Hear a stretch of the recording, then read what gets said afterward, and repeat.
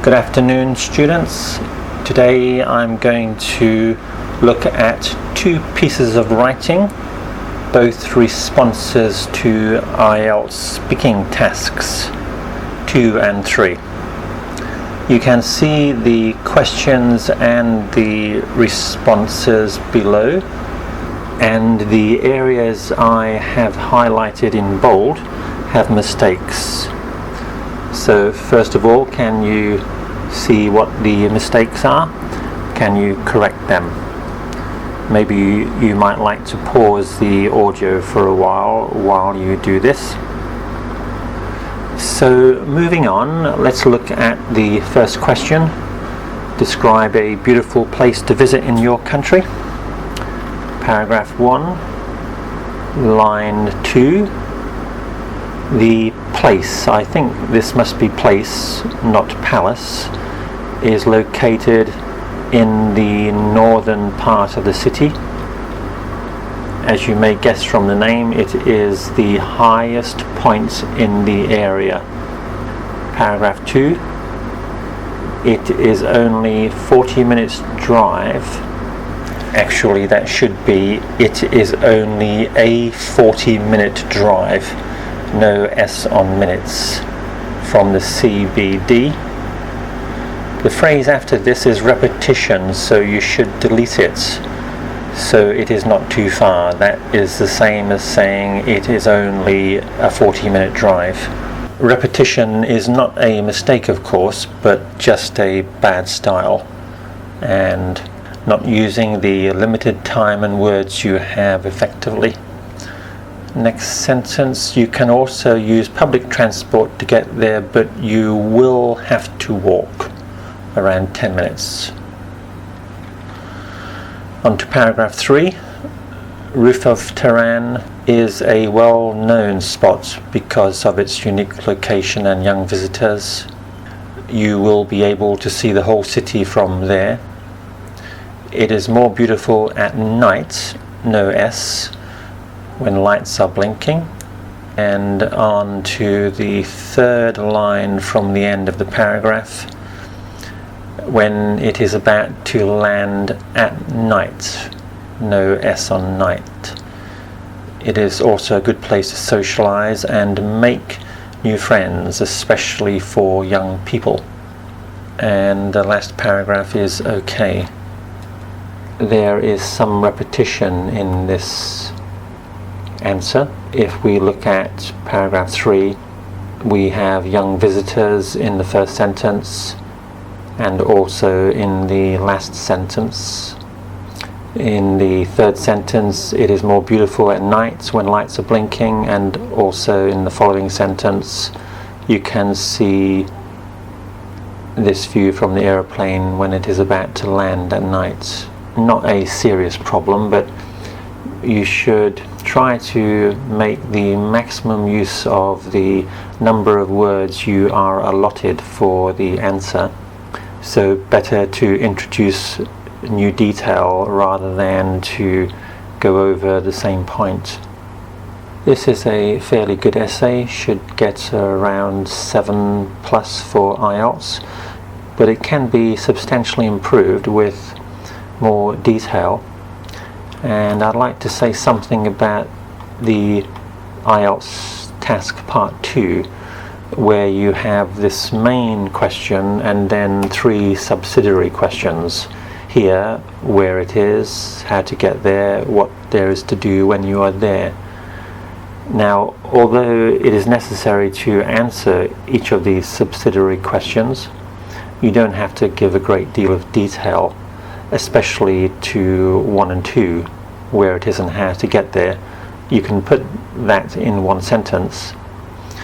The part you should focus on is 3, what there is to do when you are there. This is going to be the easiest area to talk about and give lots of interesting detail.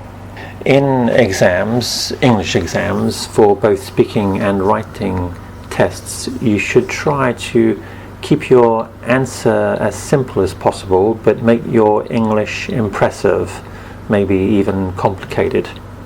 You should find that when you look for the simplest way to answer a question, the vocabulary and grammar will be far easier to think of and construct without mistakes. So to give you an example, I would have started off this essay with a brief description of Tehran, as the writer has done. Then in the second paragraph I would have said something like, actually let me change that. I think in the first paragraph the writer has said where Tehran is located, in the northern part of the city. So really I think we should also include how to get there within the first paragraph. That would be quite neat and tidy, I think.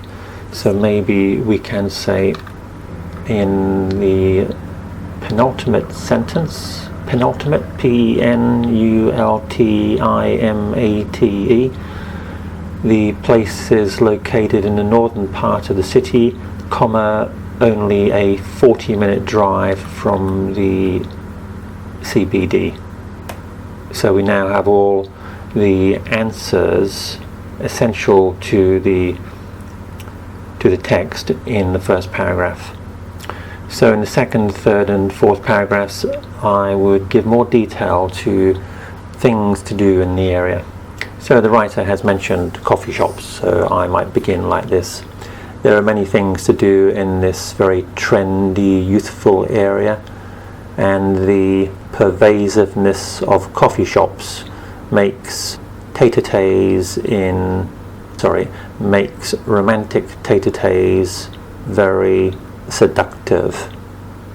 Tete-a-tete, T-E-T-E, then A, then T-E-T-E. This is three words. It's French. It means a private or intimate meeting, usually between two people. I remember, continuing with the story, I remember it was at one of these coffee shops on a wonderful warm summer night when I had my first date with my girlfriend. She was wearing an extremely pretty yellow dress, and her beauty made me so nervous I spilt my coffee all over the table, and she laughed with embarrassment while I went as red as a beetroot. Beetroot, B-E-E-T-R-O-O-T. This expression, red as a beetroot, may actually be not very well known. Maybe better to say I went very red in the face with embarrassment. Then you might finish off the final paragraph. So I would really recommend this area, especially to young couples looking for romance, but do be careful when you order your coffee. So you see I have injected some greater detail, a bit of a story with some better vocabulary. There's no reason why you shouldn't do the same thing. In this question, don't be afraid to use your imagination, and once you have answered the parts of the question, give yourself full rein to show your English skills. Give yourself full rein. This is an expression. Rein is R-E-I-N. To give yourself or someone full rein. Rein is the straps we use when we sit on a horse to control the speed and direction of the horse. To give full rein means to allow the horse to gallop as fast as it wants. So basically means give someone freedom to express themselves or do whatever they want. Let's now look at the part 3 question. Paragraph 1, sentence 2. We don't need the word would here, so we can just say they also like to develop their understanding of the world from exposure to other cultures. And on to the penultimate line, where I can swim, surf and enjoy sunbathing. And also, going back to the third line from the end, I always like to travel to a coastal city. This answer is very good. should earn around 7.5, I would guess, or maybe even a bit higher. There's a slight lack of continuity.